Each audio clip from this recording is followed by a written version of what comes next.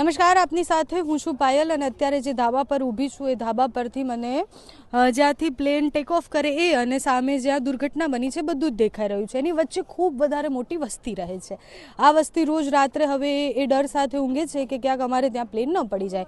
સંભાવનાઓ ખૂબ બધી હતી કે પ્લેન જો થોડુંક આગળ આવીને પડ્યું હોત તો અહીંયા બધું જ તબાહ થઈ ગયું હોત, થોડુંક એનાથી આગળ પડ્યું હોત તો ત્યાં 1200 બેડની હોસ્પિટલ હતી, ત્યાં બધું તબાહ થઈ જાત. પણ એ જે જગ્યાએ પડ્યું છે ત્યાં પણ ઘણું બધું નુકસાન થયું છે. પણ જો આ વસ્તીમાં પડ્યું હોત તો શું થાત? અહીંયાથી એ લોકોને બચાવવા કેટલા અઘરા થઈ જાત. ભગવાને જે કર્યું એ બરાબર છે એવું માની અને અહીંયા નથી થયું એનું આપણે એક ખાલી આભાર માની શકીએ. અત્યારે બીજું કંઈ ના કરી શકીએ. અહીંયાના લોકો છે એમની સાથે વાત કરવી છે. એ લોકો ખૂબ ડરમાં છે અત્યારે. તમારું શું નામ છે? નિકુલ ઉર્ફે ટકુ, રમેશભાઈ તેલંગુ. અને આ વિસ્તાર કયો કહેવાય? મેઘાણીનગર, છેલ્લા બસ સ્ટેન્ડ, લક્ષ્મીનગર, શંकर जमादार की जाली. એટલે અચ્છા, આ લક્ષ્મીનગર છે બરાબર. તો અહીંયાની વસ્તી કેટલી છે? यहाँ की बस्ती तो गिनने जाओ तो बहुत है. बहुत है. अभी यहाँ पे अगर प्लेन गिर जाता तो यहाँ का कोई बचने की आशा ही नहीं है, ऐसा समझ लो. यहाँ पे क्या खबर है कि यहाँ पे कोई गाड़ी आ सकती नहीं है, ना 108 आ सकती है, ना फायर ब्रिगेड आ सकता है. यहाँ पे कोई गाड़ी आ सकती नहीं है. पहले कटिंग का आया था, पहले बहुत पहले आया था. अभी वो अभी सेटिंग हो रहा नहीं है. अच्छा, दबाण છે પણ દબાણ હટાયું નથી હજી. हाँ, अगर यहाँ पे हो जाता वो किस्सा तो यहाँ पे कोई बचने की किसकी भी संभावना नहीं थी. તો આ બધા જ ઘર લીગલ છે કે નથી? लीगल ही है सबके, લીગल है. सबके पास सब कुछ पूरा हुआ है, सब कुछ है.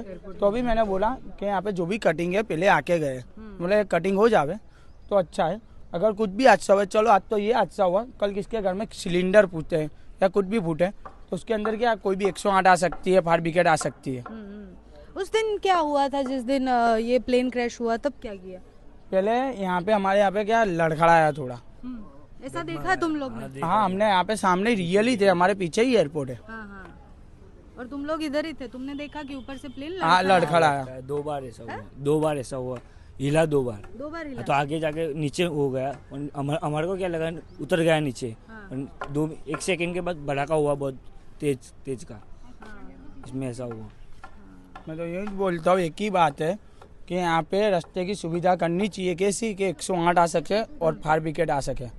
मैं तो एक ही बात है, कल उठ के कि किसके घर में, चलो ये तो एक हादसा है, दूसरा हादसा ना हो भगवान की दुआ से. अगर किसके घर में सिलेंडर फूटा तो यहाँ पे कहाँ से फायर ब्रिगेड आ सकेगी? नहीं आ सकेगी. 108 तक नहीं आ सकती. 108 है ना, मेघाणी के बाहर खड़ी रहती है. अगर वो 108 अगर यहाँ पे आ सकती तो बचाव भी हो जावे किसका. फायर ब्रिगेड आवे तो भी बचाव हो जावे. पर क्या अभी यहाँ पे रास्ता ही नहीं है.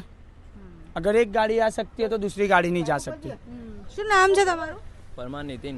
અને નીતિન, શું કરો છો તમે? ભણો છો, નોકરી કરો છો? એક્ઝામ આપે છે. 12th ની એક્ઝામ આપી છે. તો રોજ આવી રીતના પ્લેન તો જોવું તમારા માટે સામાન્ય હોય, એના અવાજ સાંભળવા સામાન્ય હોય, પણ આ દુર્ઘટના પછી એ અવાજો બહુ જ ડરાવના લાગે. હા, બહુ ખતરનાક છે. બસ વિનંતી નથી આગળ બોલવા બોલવા જ માગતો નથી આગળ તો આ વિચારીને તો. પ્લેનમાં બેસવાની ઈચ્છા હતી ક્યારે? હા હતી ને. હવે છે? એટલી બધી નથી, ઓછી થઈ ગઈ હવે. अगर 108 में डिलीवरी आ जावे तो 108 कहाँ से आ सकेगी? यहाँ से आ सकेगी? नहीं आएगी ना. अब इसको बाहर ले जाते कुछ हाना हो गई तो कौन जिम्मेदार लेगा? એ જે કહી રહ્યા છે વાસ્તવ ચિત્ર બતાવીએ તમને. તો અહીંયાથી નીચે બતાવો કે આ ગલી છે. હવે ન કરે નારાયણ અને અહીંયા કઈ દુર્ઘટના થઈ કે અહીંયા પ્લેન પડ્યું હોત તો તમે દૂર દૂર સુધી જુઓ તો બધી ગલી ખાંચા છે, બધી જ જગ્યાએ ઘર છે અને જે ડિસ્ટન્સમાં ઘર છે ત્યાં કશું જ ન આવી શકે. એટલે એમની જે વાત છે એ ખૂબ વાસ્તવિકતા છે કે જો અહીંયા પ્લેન ક્રેશ થયું હોત, એટલે 100 મીટર જો આ બાજુ પ્લેન ક્રેશ થયું હોત તો અહીંયા ખૂબ મોટું જાનહાનિ, ખૂબ મોટું નુકસાન થઈ જાત. જો 100 મીટર ઓલી બાજુ, 100-200 મીટર ઓલી બાજુ, 500 મીટર ક્રેશ થયું હોત તો ત્યાં ખૂબ મોટી તબાહી થઈ શકતી હતી.